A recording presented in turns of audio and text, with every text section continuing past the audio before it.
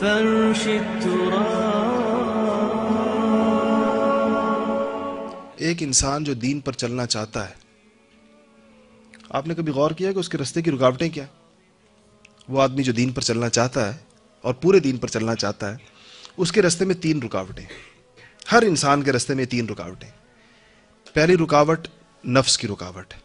انسان کا نفس اس کو دین پر نہیں چلنے دیتا، اور وہ انسان کے سامنے مختلف چیزوں کو اس کے لیے زیادہ مرغوب کر دیتا ہے بنسبت دین کے. فجر کی نماز، ٹھنڈی ہوا، گرم بستر.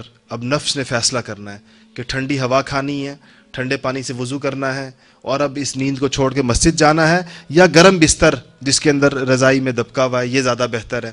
تو ظاہر بات ہے اگر وہ نفس حاوی ہے تو وہ لیٹا رہے گا، اور اگر اس کی روحانیت حاوی ہے تو اس کو نکال لے گی اور اس کو لے جائے گی اور بہت لمبا سفر بھی طے کرائے گی. ایسے ہی مختلف موقع، ہر موقع پر انسان کے سامنے یہ دونوں چیزیں آتی ہیں، اور نوجوانوں کے سامنے زیادہ آتی ہیں، اس لیے کہ ان کے ہاں بہرحال جس طرح انسان کا جسم جتنا قوی ہوتا ہے اس کی نفسانیت بھی اتنی قوی ہوتی ہے. جب انسان بوڑھا ہوتا چلا جاتا ہے تو نفس کا زور بھی بہرحال آہستہ آہستہ ٹوٹتا چلا جاتا ہے. دوسری چیز جو انسان کو روکتی ہے دین پر چلنے سے وہ شیطان ہے.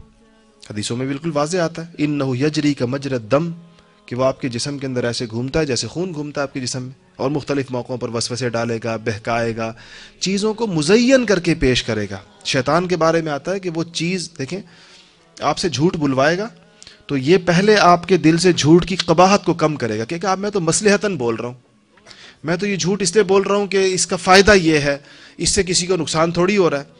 مجھے ایک صاحب کہنے لگے کوئی بات میں نے ان کو سمجھائی تو مجھے کہنے لگے کہ میں جھوٹ بولتا ہوں مگر ایسا جھوٹ بولتا ہوں جس سے کسی دوسرے کا نقصان نہ ہو. جھوٹ کی وہ قسم جس میں دوسرے کے نقصان والا جھوٹ نہیں بولتا. تو میں نے کہا آپ کا اپنا نقصان تو ہوتا ہے ہر جھوٹ میں، کسی اور کا ہو یا نہ ہو اپنا نقصان تو ہو گیا. تو بالکل وہ سمجھ رہے تھے کہ جھوٹ کی یہ قسم اس میں داخل نہیں ہے کہ جس میں کسی کو نقصان پہنچانے والا جھوٹ کہتے ہیں. میں نے کبھی نہیں بولا، ویسے جھوٹ بولتا ہوں. تو یہ شیطان مزین کر دیتا ہے اعمال انسان کے سامنے، یعنی خوشنما کر کے پیش کرتا ہے. تم تو یہ اس مقصد کے لیے کر رہے ہو، تم تو اس مقصد کے لیے کر رہے ہو.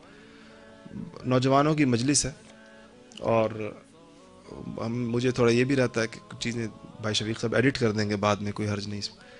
مجھے کچھ نوجوانوں سے واسطہ رہتا ہے تو میں انہیں کہتا ہوں کہ یہ جو آج کل موبائل ہے اور یہ جو دوسری چیزیں ہیں، اس میں نامحرموں کے ساتھ میسیجنگ کرنا، چیٹ کرنا، تعلق رکھنا یہ ناجائز ہے.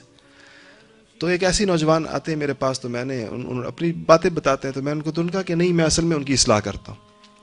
اصلاح کی نیت سے میں نے کچھ تعلقات رکھے ہوئے اور میں ان کو اچھی باتیں بتاتا ہوں اور میں ان کو دین کی باتیں بتاتا ہوں اور میں ان کو یہ کہتا ہوں اور میں وہ کہتا ہوں. تو میں ان کو روکتا رہا اور ان کو اس اصلاح کے، اس مصلح اور مرشد کے منصب سے کہ آپ جہاں پر اپنے آپ کو فائز سمجھ رہے ہیں، خیر اس کے جن نتائج اور جن مہلکات کی طرف اندیشہ تھا ان کو وہ پیش آئیں چیزیں بعد میں.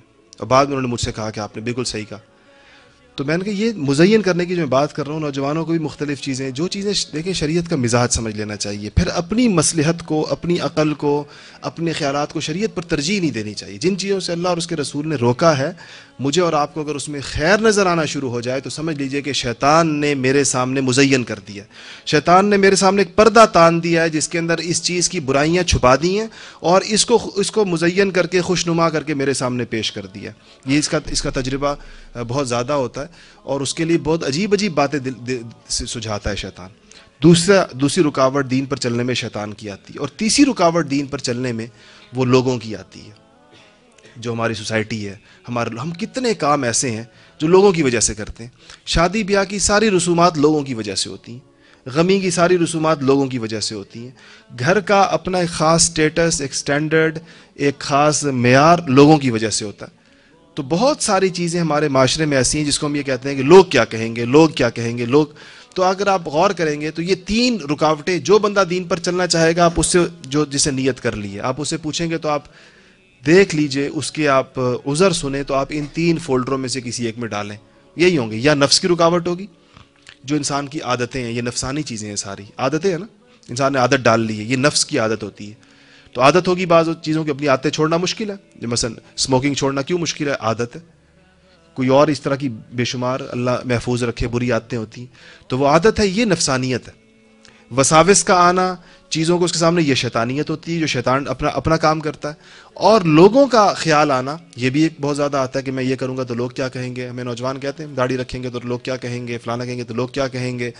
اس پر ان تینوں سے مقابلہ کرنے کے لیے مجاہدے کی ضرورت پیش آتی ہے. اور یہ مجاہدہ اللہ والے کرواتے ہیں، انسان کو یہ مشق کرواتے ہیں کہ جب آپ کو یہ آئیں گے مسائل، یہ نہیں کہ اس کے بغیر آپ دین پر چلیں گے، یہ آئیں گے، آپ نے اس کا مقابلہ کیسے کرنا ہے.